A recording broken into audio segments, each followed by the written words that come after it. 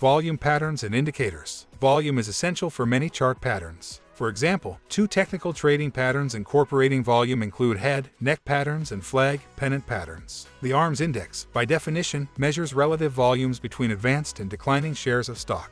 A value below 1 indicates bullish emotions for these indexes, and a value below 1 indicates bullish emotions. The balance of trade is another indicator of volume. Low volume stock trading can often indicate that traders are apathetic about a stock, or it could be a sign of market saturation. In addition to market trends and economic events, investors should also evaluate fundamental data such as earnings reports and dividend policies when assessing what volume means for different stocks. By carefully analyzing these data points in conjunction with overall market conditions, investors can better understand what volume means for specific stocks and what this information may indicate about the overall health and future performance of the market. To learn more about investing, check out our previous video.